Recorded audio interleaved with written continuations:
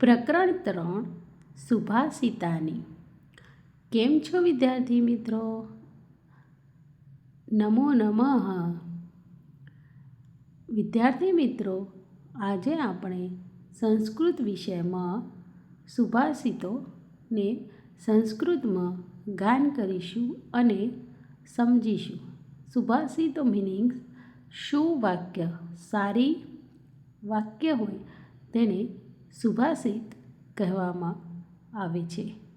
તો ચાલો મિત્રો, આપણે હવે સંસ્કૃતમાં સુભાષિતોનું ગાન કરીએ અને એનો ભાવાર્થ સમજીએ.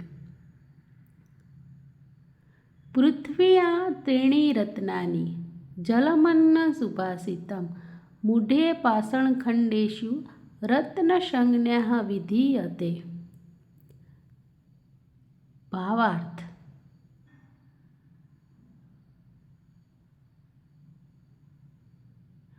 પૃથ્વ્યા ત્રીણિ રત્નાની જલમન્ન સુભાષિતમ.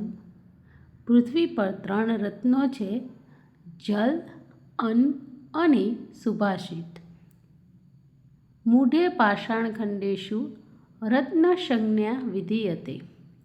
મૂર્ખ માણસો પથ્થરના ટુકડાઓને રત્ન એવું નામ આપે છે. પાષાણ મિનિંગ્સ પથ્થર, ટુકડા.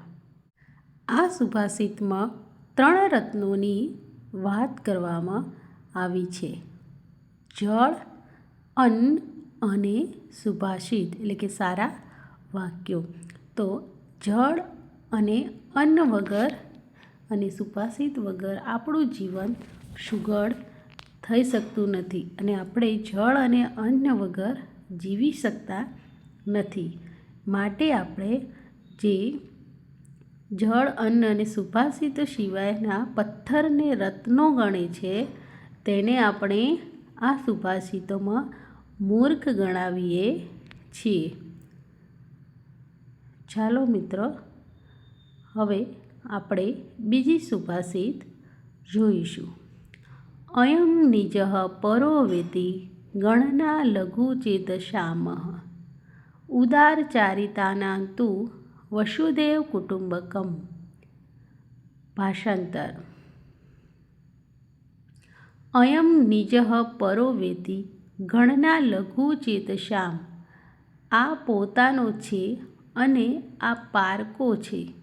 ગણના લઘુચેતસામ, એવી ગણતરી સંકુચિત માનવવાળાની હોય છે. ઉદારચરિતાના તુ વસુદેવ કુટુંબકમ.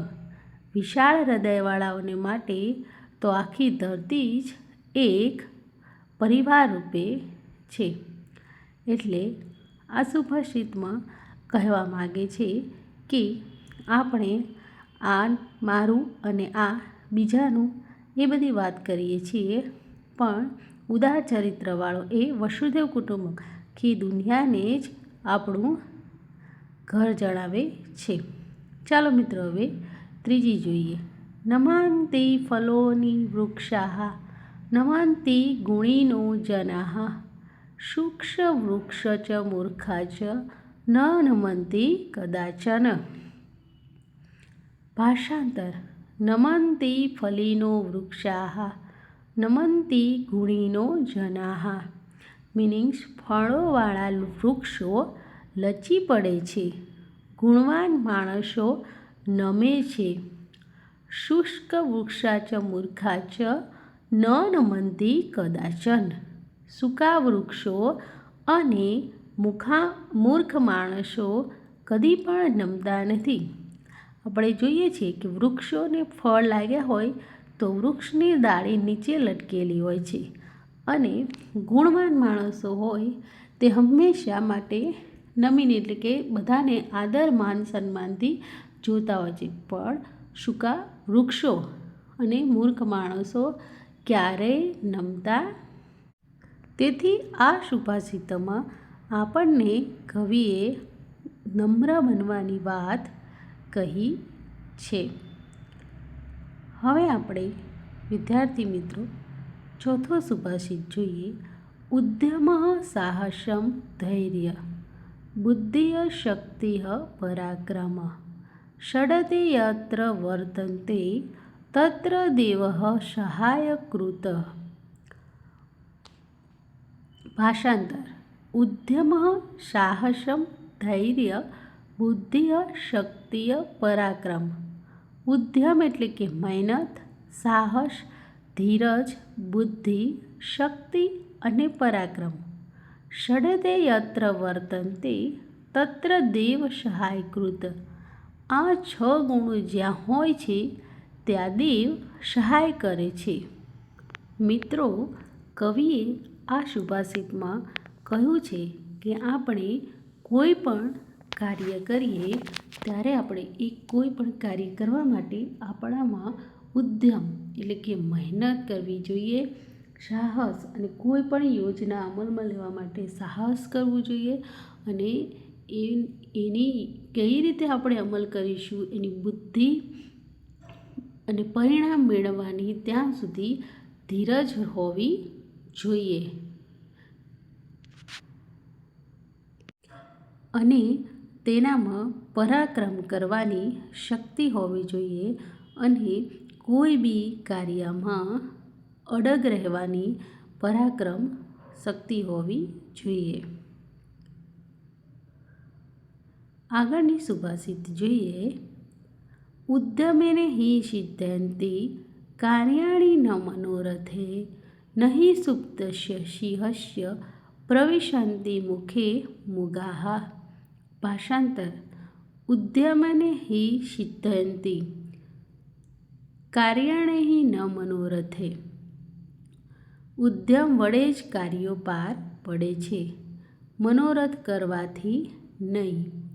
નહિ સુપ્તસ્ય સિંહસ્ય પ્રવિશન્તિ મુખે મૃગાઃ.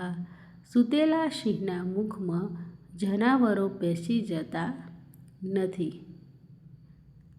આ પંક્તિમાં કવિ કહેવા માગે છે કે કોઈ પણ કાર્ય કરવા માટે આપણે ઉદ્યમ એટલે કે મહેનત કરવી જોઈએ. મહેનત કર્યા વગર કંઈ પણ ફળ આપણને મળતું નથી. આગળની સુભાષિત જોઈએ. દૃષ્ટિપૂતઃ ન્યસ્યેત પાદં વસ્ત્રપૂતઃ પીબેત જલમ.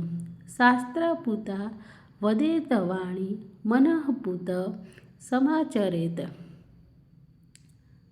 ભાષાંતર: દૃષ્ટિપૂતં ન્યસ્યેત પાદં વસ્ત્રપૂતં પીબેત જલમ. દૃષ્ટિથી પવિત્ર કરેલ જગ્યાએ પગ મૂકવો જોઈએ, વસ્ત્રથી ગાળેલું પાણી પીવું જોઈએ. શાસ્ત્રપૂતા વદેત વાણી મનઃપૂતં સમાચરેત. શાસ્ત્રથી શુદ્ધ કરેલી વાણી બોલવી જોઈએ અને મનથી પવિત્ર કરેલું કર્મ કરવું જોઈએ. જીવનમાં આચરવા જેવી આ 4 વાતો કે દૃષ્ટિથી એટલે કે જોઈને ડગલું ભરવું જોઈએ, પાણી હંમેશા ગાળીને પીવું જોઈએ અને આપણે વેદોમાં શાસ્ત્રાર્થ મેળવેલું હોવું જોઈએ. આગળની સુભાષિત. બાળમિત્રો, તમને આ સુભાષિતોમાં ખબર પડી ને? હા ટીચર. આપણે હવે નવા પાઠ સાથે મળીશું.